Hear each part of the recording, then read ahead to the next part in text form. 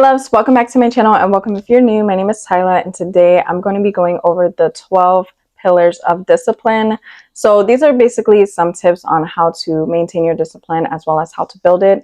And if you're interested, let's get into it.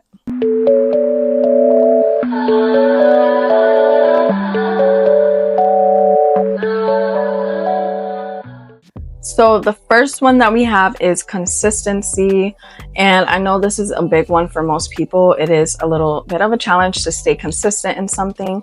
So something that I do personally that helps me to stay consistent is building routines and schedules. So with having a schedule and a routine, that helps you to be more productive as well as to get more done.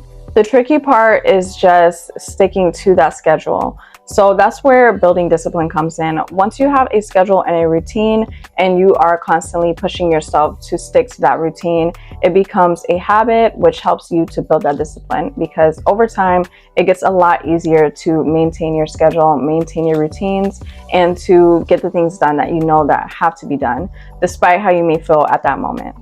So for the second one, we have time management, and this is the biggest one because how you spend your time is going to determine how much you can maximize it. So I actually do have a book that I want to share with you guys really quick, so I'm gonna go grab that so that you guys can check it out. Okay, so here's the book right here. It's called Attention Management: How to Create Success and Gain Productivity Every Day. This is by Maura Neville Thomas. I got this book years ago, but I really like this book. This is a really good book, and it helped me to really maximize my time and productivity. I'm going to show you guys a couple of the pages. I also like how they illustrated the book. It's very colorful and unique. They have little pictures and things in between. But yeah, it's a really great book. So if you want a book that can help you when it comes to your productivity and maximizing the time in your day, this I highly recommend. So the next tip that we have is focus. So when it comes to focus, it's really important to make sure that you are eliminating all distractions, whether that is people, whether that is your phone, whether that is TV, anything that you notice that has become a major distraction to you is going to have to leave so that you can make sure that you are staying on top of your goals and you are being disciplined.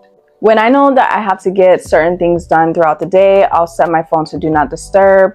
Or sometimes when I know that I have to finish a certain task and somebody's offering to hang out, I'll let them know like, hey, you know, I gotta get this done. I make sure that I put all of my work first before anything else so that I am staying disciplined to what it is that I need to get done. And something that also has really helped me when it comes to focus is just going into periods of solitude and isolation. Not too long, because it's not good to stay in a period of isolation for too long, but just a period of time where I'll allow myself to just sit with my own energy. All right, I'll schedule, plan, meditate, journal. And I also make sure that I get everything that I need to done at the beginning of the day so that the rest of the day is just for miscellaneous things, random activities, or whatever else I feel that I want to do in that moment. So the fourth one that we have is self-control. Now, when it comes to self-control, this is all about doing the things that you know that you need to do and not doing the things that you know that you don't need to do in that moment. The better that you can get at practicing and using your self-control, the easier it will be to be more disciplined. So if you know that you are supposed to be sticking to a certain diet and you're very tempted to break that diet or to have something that goes against that, in those moments are the perfect time for you to practice your self-discipline. So what are you going to do? Are you going to choose to stick to your diet, or are you going to choose to have the other option and you know that it's not healthy for you? Or say, for example, you know that you have to get something done, but you're feeling very lazy and you do not want to get it done. In those moments, you have to tell yourself and remind yourself, okay, I know that I don't feel like doing this, but I do have something that I need to get done, and I owe it to myself to keep up with my goals, to keep up with my work, and to stay diligent to what it is that I'm working on. It's a constant practice, really, but the more that you get used to having self-control in those little moments, the more that it's going to help you to build your discipline overall. So number 5, and this is the toughest one, but perseverance. So at times, things aren't always going to be going well in life. We're going to be struggling. Sometimes we're not going to be in the mood. Other times we're going to have a lot on our plate.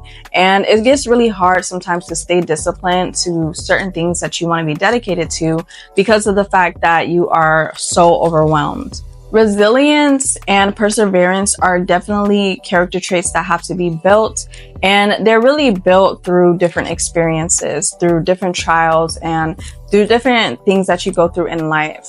So in those moments where you feel really low, make sure that you are being patient with yourself, that you are practicing your self-care when you need to, that you are taking breaks when you need to. And in those moments that you know that you can push yourself, push yourself. If you do need a break and you absolutely cannot go and you cannot do what it is that you have to do, make sure that you give yourself that time out. But push yourself in the moments that you know that you can still apply yourself, as opposed to just letting yourself down in those moments and falling victim to laziness and procrastination. So number 6, which is goal setting. And I love setting goals because it helps me to just look forward to the future. It gives you a sense of excitement and hope and joy, and it really does just lift my mood. So something that I do when it comes to goal setting is I like to set goals for the start of the month. I set goals for each week. So every Sunday I'll plan out my week, and I also set daily goals. So little to-do task and a little to-do schedule for myself. And I do this all with my notes. I have a whiteboard, which is mostly for planning the overall month. I have schedules and planners so that I can plan throughout the week. And then in my phone, in my notes, I usually just write out what it is that I want to do for the day. So I'll make a list, I'll call it to do, and then I'll make the little bullet points. You know how you can add the bullets and then click it once you've already knocked off something off the list. Yeah, so I like to create those as well, and it really helps you to stay organized. When you're organized, it's a lot easier for you to be productive and to get things done because you have a system set up for yourself so that things can run smoothly. When you don't have a schedule for yourself and you're just going aimlessly throughout each day, you're not going to really get as much done because you don't know where to start. So I highly suggest to goal set, to plan, write things down, and make sure that you are sticking to those schedules. So number 7, we have responsibility. And this is just being responsible for your actions, being responsible for the things that you know that you have to get done as well. And the thing is too with responsibility is that it's all up to you. You have to be on top of yourself. And it's the same for if you run a business or if you're just self-employed. It's a lot different because you have to be the one to make sure that you are setting your schedule. You have to be the one to make sure that you are getting things done and that you are being responsible for your actions. It takes a lot of discipline and responsibilities because at the end of the day, it's on you and up to you to show up in a healthy way for yourself. Now, number 8, we have adaptability. And this one is very important too because things aren't always going to go as planned. So it's important to be able to be adaptable in any situation. Something that really helps with adaptability is to be flexible and to not want to have as much control over every situation.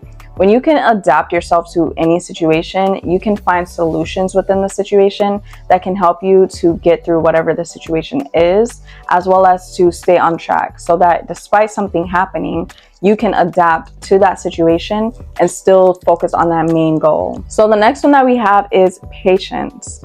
Now, some key tips when it comes to being patient is to practice being in the present moment more often. A lot of the time we do want to know a certain outcome or we want to control a certain outcome or the time limit on a specific thing, but that's not always possible in every situation. So something that I do is I make sure to practice mindfulness so that I can stay grounded in the present moment and allow things to happen when they're naturally supposed to happen. Now, the way that you practice mindfulness may be different for you because you do not have to necessarily sit in meditation. You can go for a walk, you can go for a run, exercise. You can even do a specific task. So for example, cleaning or cooking, drawing. Practicing some form of mindfulness will really help you to stay grounded in the present so that you can release all outcomes, you can release all expectations, and that will really help to increase your patience because you won't be so focused on those outcomes. And that goes into the 10th one, which is mindfulness. So I basically just spoke about that, but you can definitely always look up any other forms of mindfulness, because the ones that I practice and that I enjoy may not be something that you would enjoy. But for me personally, I do this through meditation, through yoga, through journaling, as well as getting outdoors in nature. Now, number 11, resilience. Now, when I say that this is something that really has to be worked towards and that has to be built, it definitely is something that has to be built. Some people naturally have that resilience, but if you notice that you're not really the type of person to go through something and that inspire you and motivate you to do more, then I would definitely say to practice in those moments when you experience hardships, to get yourself in a good mood. Do something to help you to feel better in that moment. Practice your self-care, take a break from work, do something that's really going to help you to center yourself, and something that you can call your personal spiritual first aid kit. Like how I mentioned in a previous video, you want to have a system and routine so that when you are going through certain things, you have that as a backup to help you to get your energy back up, to help you to get back in a good mood so that you can keep going forward on your path. And last but not least, we have accountability. So being accountable. Hold yourself accountable when it comes to your goals, when it comes to the things that you desire, when it comes to the things that you are working towards. Accountability towards yourself is the most important, because it also is a great form of self-love. When you love yourself, you are accountable. You do things for yourself that you know will benefit you in the long run, and that will have a positive impact for you in your life. I really hope that you enjoyed. If you did, give it a thumbs up, subscribe, and I will see you guys in my next one. Peace and much love. Look at the straight, you are not my mate. If you become a shop, not be head of state. But my people then go say, I don't want buy, I don't want die.